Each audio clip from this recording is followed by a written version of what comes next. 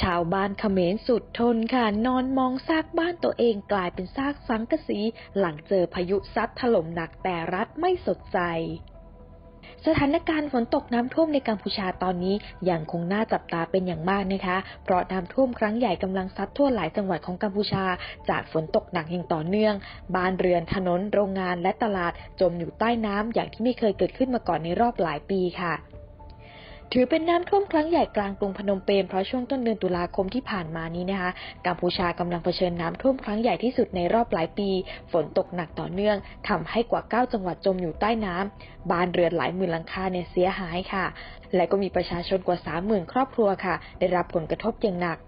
ส่วนเมืองหลวงอย่างพนมเปญก็ไม่รอดนะคะจมบาดาลไปตามๆกันระบบระบายน้ำล่มเพราะเมืองขยายตัวไวแต่ไม่มีที่ให้น้ำไปพื้นที่ชุ่มน้ำถูกถมสร้างตึกถนนกลายเป็นคลองน้ำจึงไหลเข้าบ้านแทนที่จะไหลลงแม่น้ำโรงงานบางแห่งค่ะต้องหยุดการผลิตแรงงานก็ถูกพักงานรายได้เนี่ยก็หดหายไปแทบทั้งเดือนบางคนนะคะที่กลับมาจากไทยก็ไม่มีงานทำค่ะมีสินร้นพ้นตัวมีครัวเรือนพุ่งสูงรายได้ลดแต่ค่าครองชีพกลับไม่ลดค่ะชาวบ้านนับหมื่นต้องอพยพหลายพื้นที่ขาดแคลนน้ำสะอาดอาหารและที่อยู่อาศัยเศรษฐกิจที่ดิ่งลงเหวอยู่แล้วยิ่งจมลึกลงไปอีกและนอกจากจะเจอกับน้ำท่วมจนมิดหลังคาหลายหมื่นครอบครัวจนต้องอพยพแล้วเนี่ยชาวบ้านริมน้ำอีกหลายครอบครัวค่ะยังต้องเจอกับพายุซัดจนบ้านพรุนบ้านพังทลายไปต่อหน้าต่อตาไม่มีที่อยู่อาศัยอีกหลายหลังคาเรือนด้วยค่ะโดยทางด้านเพจส่องเขมรนะคะได้รายงานว่าเมื่อวันที่8ตุลาคมค่ะทางประชาชนเขมรเนี่ยโพสต์เองเลยถึงเรื่องที่เกิดขึ้นว่าชาวบ้านริมน้ำเมืองพระศรีหนุนะคะกำปงโสมได้รับความเสียหายจากพายุที่ผ่านมารัฐบาลเขมรยังไม่มีการเข้าไปให้การช่วยเหลือแต่อย่างใดก็เหมือนเดิมค่ะคงไม่ต้องเดาอะไรกันให้มากนะคะรัฐบาลเนี่ยก็มัวแต่สนใจจะกู้ยืมเงินจากประเทศอื่นมาสร้างสนามบินสร้างรถไฟฟ้าขุดคลองฟื้นฟูสะพานแต่ไม่ฟื้นฟูคุณภาพชีวิตของประชาชนแล้วใครกันล่ะคะอยากจะมาเที่ยวกัมพูชานี่ก็ยังไม่รวมที่แรงงานโดนโกงค่าแรงอีกทำอะไรก็เจ๊งเห็นแล้วก็สุดจะเวทนาค่ะดูสภาพชาวบ้านต้องทนมองบ้านที่เหลือแต่ซากสังกะสีแต่ตัดภาพมาที่ผู้นำค่ะมีทั้งบ้านหรูทั้งนาฬิกาหรูกินหรูอยู่สบายมีองครักษ์อย่างดีด้วยซ้ำค่ะใจรอไงมีนารมปังที่สมัยตะเคียนนั่งก็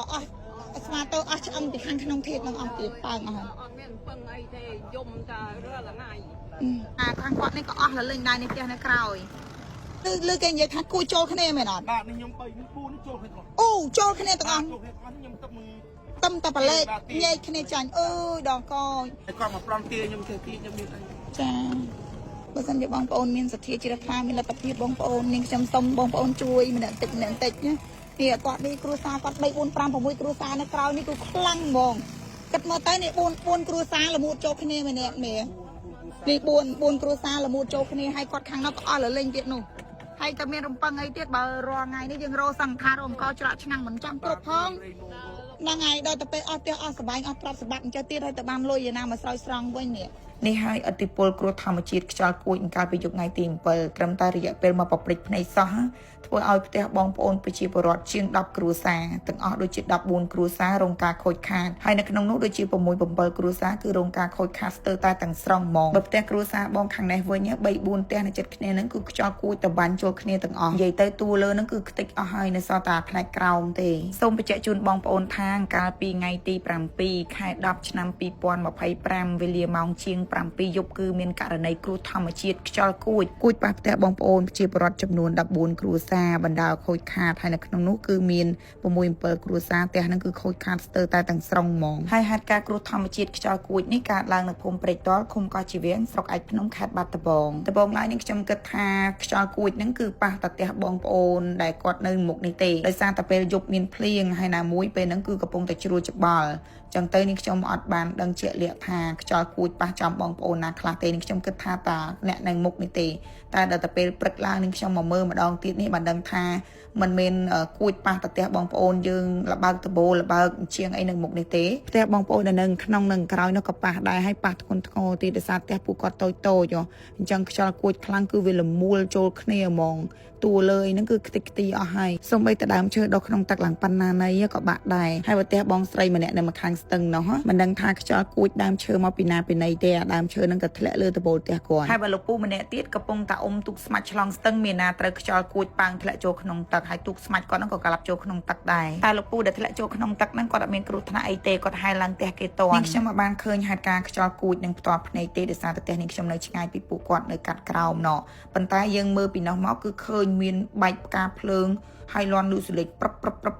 បហើយភ្លាមនឹងពូចង់ផៅនឹងបងប្រុសនឹងខ្ញុំគាត់ចូលកណូតបំរុងនឹងបើកមកមើលតែមានណាមួយចាប់ផ្ដើមធ្លាក់ភ្លៀងមកខ្ជោកមកអត់កើតទេដំបងឡើយតែនេះខ្ញុំគិតថាប្រហែលជាផ្ទុះធុងហ្គាសពួកអីលឺឡងលន់កងរំពងឡើងបែកផ្កាភ្លើងហើយប្រមាក់នេះខ្ញុំផងក៏ថានៅវត្តដុតកំជ្រួយពួកឯងថ្ងៃចេញភាសាតែបងប្រុសនេះខ្ញុំនឹងគេមិនអាចរងចាំរហូតដល់មេឃរៀងភ្លៀងបានទេដោយសារតែពេលដែលមើលមកនឹងគឺនៅតែឃើញមានពលឺក្បាលកែវឡើងចង្វាត់ពេញនឹងទាំងអស់ដល់ពេលអញ្ចឹងទៅគាត់ក៏ស្លៀកពាក់ខោអាវភ្លៀងជីកណូតមកមើលទាំងកដាភ្លៀងនឹងហ្មងហើយគាត់ថាពេលដែលមកដល់នឹងគឺឃើញមានស្មាច់ជាប់តបូលផ្ទះបាត់ហើយគាត់មិននឹកស្មានថាខ្យល់គួចអីដល់ថ្នាក់ហ្នឹងប៉ុន្តែនៅក្នុងករណីគ្រោះធម្មជាតិខ្យល់គួចហ្នឹងគឺមិនបណ្ដាលឲ្យមានគ្រោះថ្នាក់ដល់អាយុជីវិតអ្នកណាម្នាក់ទេគាត់ថាលោកពូម្ចាស់ផ្ទះខាងនេះគឺគាត់រងរបួសជើងគាត់ត្រូវជាំជើងឡើងខៀវហើយភួយផ្ទះគាត់អីហ្នឹងគឺមិនដែលលប៉ាត់លបាយផ្ទះគាត់ហ្នឹងគឺត្រូវខ្យល់គួចឡើងផុតពីទឹកហ្មងហើយនេះផ្ទះបងប្អូនអ៊ំពូមិញយាយតាដែលពូគាត់ចតនឹងក្រោយនេះគឺត្រូវខ្យល់គួចយកទូផ្ទះអស់ហើយនិយាយទៅគឺនៅសល់តែផ្នែកក្រោមទេហើយបងស្រីខាងនេះផងគឺថាអូយពិបាកមើលណាស់បងប្អូនណានេះបានគេហៅថាទុកជន់លើទុកមែនរាល់ថ្ងៃហ្នឹងរកហូបមិនចង់បានគ្រប់គ្រាន់ផងតែដល់ទៅពេលឥឡូវនេះត្រូវខ្យល់គួចផ្ទះយកទៅអស់ទៀតហើយមិនដឹងថាពូគាត់ត្រូវទៅរកលុយមកពីណ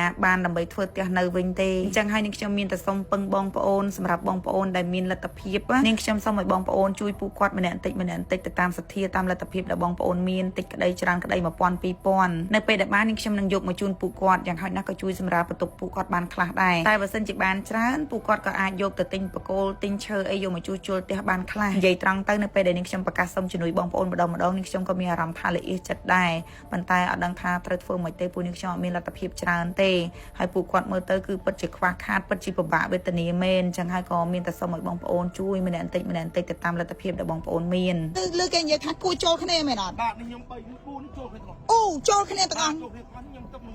ទឹមតែប្រឡេកញែកគ្នាចាញ់អើយដល់កខ្ញុំថាអ្នកនៅខាងមុខនឹងធ្ងន់ធ្ងរដល់ពេលមកមើលគាត់អ្នកនៅខាងក្រោយនេះមិនដឹងអូយខ្ញុំអស់លេងហើយមានអីទេមានអីនៅទីហើយកំពុងតែរកអីអត់បានផងដល់ពេលអញ្ចឹងទៅធ្វើមិនទៅអូយខ្ញុំឡើងញ័រដៃញ័រជើងខ្ញុំមិនបានឃើញហេតុការណ៍ពិតមែនប៉ុន្តែអូយអស់លលិញទាំងអស់បណ្ដោយនេះខ្ញុំអស់4ផ្ទះគូចូលគ្នាហ្មងមែនចូលគ្នាទាំងអស់នោះប៉ែមនោះទឹមទាញទឹកអូមូចូលគ្នាបណ្ដោយមានបានឃើញសកម្មភាពវាមិនអត់គួយទៅគួយទាញឡើងទៅលើគួយទាញឡើងទៅលើឡើងទៅលើដើមរៀងនោះក៏ប៉ុណ្ណាមូលដាច់ទៅបាត់ដើមរៀងអូដើមរៀងហ្នឹងមូលគួយឡើងមូលដើមរៀងដាច់អូដើមឈើដាច់អូហើយមានកូនកាយទូចតាចអញ្ចឹងដល់ពេលខ្យល់គួយចឹងអត់អីដែរប៉ះពាល់ទេមែនខ្ញុំយកទៅលិះទៅមកផ្ទះអ៊ំម្ដងអូអញ្ចឹងបានថាពេលដែលយើងឃើញខ្យល់ធ្លាក់មកហ្នឹងយើងតិចខ្លួនមកអូយើងតិចខ្លួនដល់ពេលផ្ទះនេះគួរចូលគ្នាបដ ாய் ដល់ពេលខ្ញុំឡើងមកមើលផ្ទះវិញអស់អូចុះសម័យមើលនេះបើសិនជាមនុស្សក្នុងនឹងវិញអស់ខ្ញុំត្រង់មកប្រពន្ធនឹងកូនម៉ានអ្នកពូកូន2ចៅមួយនឹងម៉ែវិញខ្ញុំអូនេះបើសិនជាគាត់រត់អត់តាន់ទេគាត់ស្លាប់គិតមើលទៅនេះ4ផ្ទះគួរចូលគ្នានេះផ្ទះមួយមែនទេមេអានេះមួយផ្ទះមួយអានេះមួយនេះមួយគួរតបាញ់ចូលគ្នាអឺដល់កលើកទី1ហើយមែនអត់មែននៅតលេយើងលើកទី1ហើយនេះអស់លេងបងប្អូនហើយគាត់កូនច្រើនហើយរកអីអត់បានផងដល់ពេលអស់ផ្ទះអស់សបាយអញ្ចឹងទៅងាប់អូយអូចាមិញហើយយើងក៏អត់តន់អត់ផ្ទះនៅខ្ញុំរងថ្ងៃបានកូនធ្វើការជូន420ចាខ្ញុំបានមកទៅពេលដល់ពេលទៅផ្ទះខូចទេក៏3 4កដងស៊ីត្រូដែលកូនឲ្យលុយមកហេតុទិញឲ្យហូបទេចាខ្ញុំរកទិញក៏ទុកលុយនេះបងប្អូនសប្បុរសជននេះបើសិនជាបងប្អូនមានសទ្ធាជ្រះថ្លាមានលទ្ធភាពបងប្អូននាងខ្ញុំសុំបងប្អូនជួយម្នាក់តិចណានេះគាត់នេះគ្រួសារគាត់3 4 5 6គ្រួសារនៅក្រោយនេះគឺខ្លាំងហ្មងគិតមើលទៅនេះ4គ្រួសារល្មូតចូលគ្នាម្នាក់នេះ4គ្រួសារល្មូតចូលគ្នាហើយគាត់ខាងនោះក៏អស់លលេងទៀតនោះហើយតែមានរំពឹងអីទៀតបើរាល់ថ្ងៃនេះយើងរកសង្ឃថារំកោច្រកឆ្នាំងមិនចំគ្រប់ផងហ្នឹងហើយដល់ទៅពេលអស់ផ្ទះអស់សបាយអស់ទ្រព្យសម្បត្តិអញ្ចឹងទៀតហើយទៅបានលុយឯណាមកស្រោចស្រង់វិញនេះខ្ទេចទាំងអស់ហើយយកមិញសម្រាននៅណាខ្ញុំយកមិញបដូរដេកយកភុយចាប់ពីយកទិញព្រោះដេកសាប់នេះនៅលំស្កត់ទៀតនោះចុះតែនោះទៅអ្នកណាគេនោះមិនចាប់អូមកគ្រួសារប្រហែលគ្រួសារនៅហ្នឹង4គ្រួសាររស់នៅផ្សេងគ្នាល្មួយចូលគ្នាទាំងអស់ គេចាប់គួចយោឡើងទៅដល់ អូចា អានោះហោះយកទៅទៀងទៀងទៅដល់ស្លាប់ស្លាប់ មិននៅខាងមុខនឹងធ្ងន់ធ្ងរទៅហើយដល់ពេលមកមើលខាងក្រោយនេះមិនដឹងថាអូអស់លលេងប្រហែលផ្ទះគាត់ទូយកទៅទប់អីជាមួយ តាមមកលើអីយើងធ្វើអីយើងជួយបាន ចាលើមាន ថាមានអីជួយទៅ ចា ខ្ញុំណាខ្ញុំចង់តាក់បងប្អូនត្រង់មិនមែនថាមកជួយអីទៅជាចុះធ្វើតែមែនទេខ្ញុំទៅបីតែពេលលួយយ៉ាងណាក៏ដោយខ្ញុំនៅបានចាហើយគាត់មកប្រំទាខ្ញុំទៅទៀតខ្ញុំមានអី ចាហើយមើលខ្ទេចខ្ទីទាំងអស់ ទៅជឿឡើងអស់ពួកខ្ញុំ ចា ហើយប្រមើនេះមិនដឹងថាបានលុយទៅសង្ឃឹមអីគេ បើអស់ទាំងអស់ហើយយប់ហ្នឹងសំខាន់មិនដឹងថាបានកន្លែងណាសម្រាប់ទៀតនេះ តាលោកតាសុនថាទីអាយខំមកដេកសិន អូហើយកូនតួធ្វើការបានតែម្នាក់ទីមានលុយអត់មើលកូនធ្វើការតែម្នាក់ហើយគ្នាក៏មិនមានលទ្ធភាពច្រើនទៀតដល់ពេលខ្ទេចទាំងទៅដល់ពេលខ្ទេចទាំងអស់ទៅបានអីអាយើងកំពុងតែអត់ផងបន្ថែមអត់ពីលើទៀតដល់តែបានប៉ុនអស់ហើយកូនស្ដីទៅមួយអស់មុងពួយអស់ដែរចាគួចយក ចាឥឡូវមេខ្ញុំលាសិនណាបើសិនជាខ្ញុំសុំបងប្អូនយើងបានមិនបានចាំខ្ញុំយកមកជូនពូមិញទាំងអស់គ្នាណាអូនោះគាត់យកខោអាវមកឲ្យនេះ វាស្រូបយកអស់លិញ ហើយអ៊ំអស់លលេងប្រហើយហើយអ៊ំទៅពេលនិយាយអត់ចាញ់សើចប្រហើយអ៊ំណោះអូយកមកចាញ់នឹងសើចទៅហើយលោកបានចាញ់ខ្លះអូចានេះមើលគាត់នេះអស់លលេងខាងគាត់នេះហើយអ៊ំនៅម៉ានអ្នក5នាក់ហើយសុខតែចាស់ឬក៏អូហើយវាគួចចិត្តទៅទាំងអស់ដល់អូឈើជ្រុំសកត់ជាប់ស្មាតោមើលធៀបនៅកដាវាបាត់ហើយលោកអើយលោកសម័យតែធៀបហ្នឹងក៏កពុបចាញ់អស់ដែរអើយដល់កឲ្យមើលអូយមួយខ្ញុំសុំឡើងបន្តិចហើយបានរំពឹងអីទៀតអ៊ំឥឡូវបើយើងរកអីអត់បានហើយពេលខ្យល់គួចអស់អូលោកអើយលោកអញ្ចឹងបានថាអំឡុងពេលដែលខ្យល់គួចអ្នកដែលស្នាក់នៅក្នុងផ្ទះហ្នឹងគឺមានទាំងកូនងាមនុស្សចាស់ក្មេងៗហាអូនេះឆៃជ្រុងគៀបអូហើយខ្យល់ហ្នឹងគួចហ្នឹងវាគួចសដកតាំងកសោឬក៏វាគ្រាន់តែបើកដបូលទៅហើយកសោហ្នឹងយើងដោះតាមក្រោយអូព្រះអង្គអើយនេះមើលនេះអស់លលិញនេះ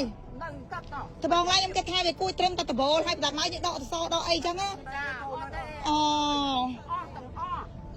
អឡៃស្រែកបាត់មែនទេធ្វើជ្រុងគៀបពាក់កណ្ដាលត្រឹមរើចេញអូព្រះអង្គខ្ញុំស្មានតែអ្នកមុខនឹងធ្ងន់ធ្ងរដល់តែពេលមកមើលអ្នកក្រោយនេះលោកអើយលោកនេះមកលវល់ទៅហ្មងអូយភ័យខ្លាំងណាស់អូនពេលហ្នឹងភ័យខ្លាំងហើយយកមកចាច់ខ្ញុំគ្រាន់តែមកថតជប់មកខ្ញុំឡងញ័រដៃអស់ហើយពួកយើងគិតថាអាហ្នឹងពួកគាត់ជួបបើសិនជាប៉ះលើយើងវិញវាទៅជាយ៉ាងណាហ្នឹងហើយហើយមើលអស់លេងតែប៉ាត់រប៉ាយជ្រុះ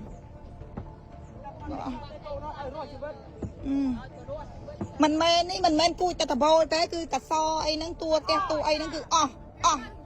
ទៅទាំងអស់ហើយនេះមើលហើយពួកគាត់បានអីរំពឹងទៀតបើចាស់អស់ហើយកូនងាទៀតហើយឥឡូវហ្នឹងក៏រកអីអត់បានទៀតហើយដល់ពេលចេះទៅកម្មពីមែន